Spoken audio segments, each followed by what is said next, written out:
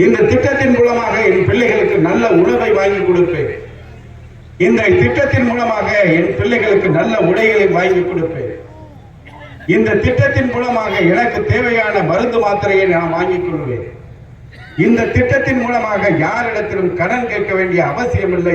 எனக்கு தேவையான செலவை நானே செய்து கொள்வதற்கு தாயாக தந்தையாக இருந்து மட்டுமல்ல, ஒரு சகோதரனாக இருந்து தமிழ்நாடு முதலமைச்சர் வழங்குகின்ற கலைஞர் மகளிர் உரிமை தொகையை நாங்கள் மகிழ்ச்சியோடு வாழ்கிறோம் என்று சொல்லக்கூடிய நிலையை பார்க்கிறோம். தமிழ்நாடு முழுவதும் 1,15,00,000 பேர். நமது ஆலங்குடி தொகுதியிலே பொறுத்த வரைக்கும் 76,000 குடும்ப அட்டைகள் இருக்கின்றன. அதிலே இன்றைக்கு 70% பேர் 54,000 பேருக்கு கலைஞர் மகளிர் உரிமை தொகையை வழங்கி இருக்கிறார் தமிழக முதலமைச்சர் அவர்கள்.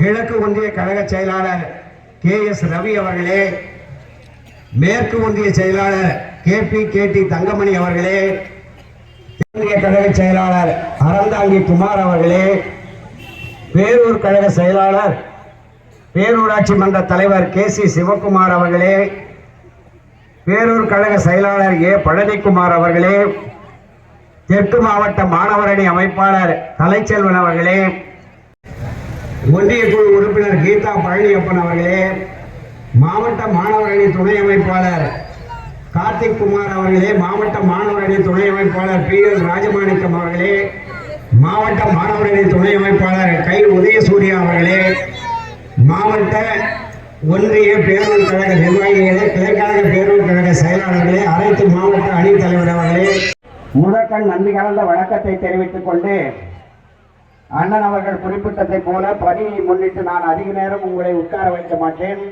ஓரிரு கருத்துக்களை மட்டும் சொல்லி விடைபெறலாம் என்று இருக்கிறேன். இன்றைக்கு இந்த இடத்தில் மட்டுமல்ல, தமிழ்நாடு முழுவதும் இது போன்ற மொழிவர்கள் எல்லாம் இன்றைக்கு உங்கள் முன்னால் பேசிக் கொண்டிருக்கிறோம் என்றால் ஏதோ நீங்கள் சிரிக்க வேண்டும், கேலி பேச வேண்டும் என்பதற்காக அல்ல. நீங்கள் எல்லாம் ஒரு தீப்பெட்டியை பற்ற வைக்கின்ற நேரத்திலே கையிலே அந்த சூடு பட்டுவிட்டால் எவ்வளவு துடிக்கிறீர்கள். அந்த ஒரு நிமிட துடிப்பையே உங்களால் தாங்கிக் கொள்ள முடியவில்லையே. ஒரு மாற்றாது என்று கத்தாமல் தமிழ் வாழ்க இந்தி ஒழிக, தமிழ் வாழ்க இந்தி ஒழிக, தமிழ் வாழ்க இந்தி ஒழிக என்று நம் முன்னோர்கள் செத்ததனுடைய விளைவுதான் இன்றைக்கு இந்த மேடையிலே அமர்ந்து கொண்ட அத்தனை பேரும். குமரி கண்டத்திலே தொடங்கி இமயமலை வரை தமிழ் இருந்தது. அந்த குமரி கண்டம் எங்கே இருந்தது தெரியுமா?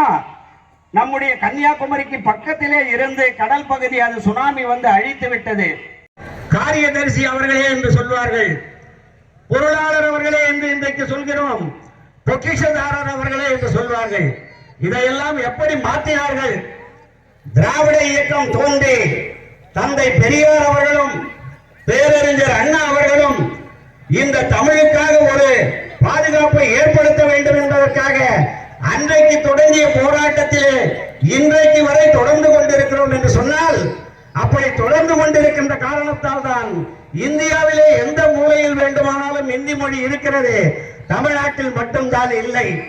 அதற்கு திணிப்பதற்கு கூட அவர்களுக்கு பயமாக இருக்கிறது. இந்தி வாரம் என்று ஒரு வாரம் அடையாளத்திற்கு கொண்டாடுகிறார்கள் என்று சொன்னால், அந்த நிலையை ஏற்படுத்தியவர்கள் தமிழுக்காக உயிர் நீத்த தியாகிகள் இதோ படமாக இருக்கின்றார்களே, அவர்கள் தான் தந்தை பெரியாரின் பேச்சை கேட்டு, பேரறிஞர் அண்ணாவின் பேச்சை கேட்டு வீதியிலே வந்து தங்கள் உயிரை மாய்த்துக் கொண்டு தமிழை காத்தார்கள். எதற்காக?